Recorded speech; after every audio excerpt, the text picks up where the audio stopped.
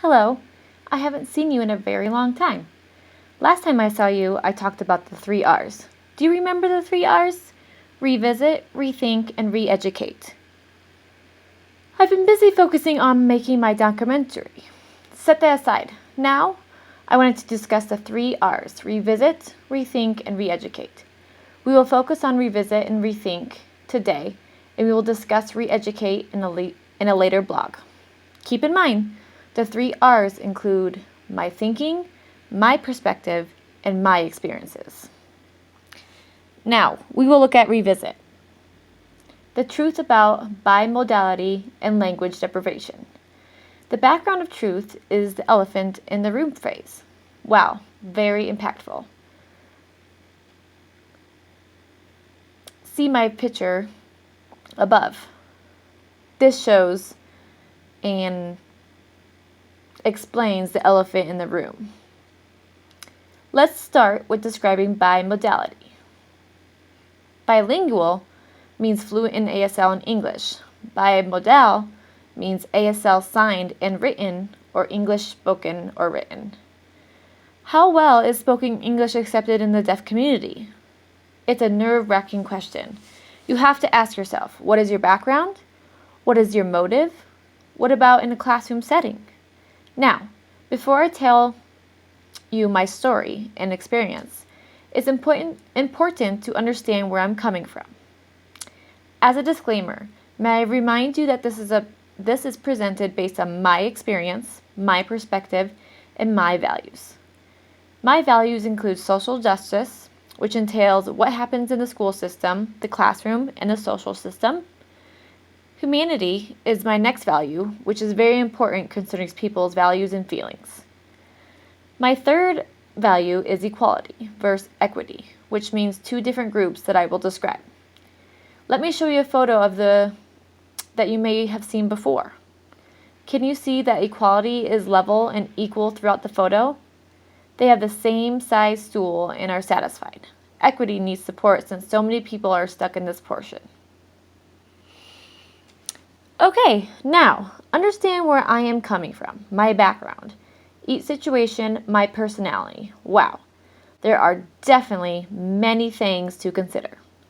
I visited a school with my co-teacher to observe a classroom with a deaf teacher and her cute 2-year-old little students. While observing the classroom dynamic, I noticed the students chatting, playing, and talking with each other. Then I saw a little girl who was using her voice to speak. The teacher immediately demanded her to stop speaking. The teacher continues to say that this environment is only for signing. Turn your voice off and stop talking. I was completely shocked with the teacher's harsh reaction. But then I had to step back for a moment and remind myself of my background in social justice for humanity. I had to stop, pause, and analyze the situation. I related the situation to when I didn't understand my son, who was hearing. I couldn't hear him and I didn't know what to do and I was lost. This is similar to how the deaf teacher was feeling. Perhaps the deaf teacher was raised in a family that didn't have an English spoken language influence in their life, or a negative experience with only hearing people around her. There are two ways in which we acquire a language: naturally through social interactions, and learned expressly through taught from teachers and adults. Language acquisition is shown in the situation with the 2-year-old students talking and playing together, which is natural for them to do.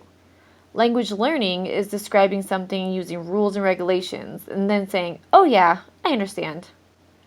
The 2-year-old students are too young to digest all the learning and rules, which results in language deprivation, which is shown when the teacher says, "Stop talking, turn voices off." It is very important to analyze the person's point of view in different situations and to always keep in mind their personal background and experiences.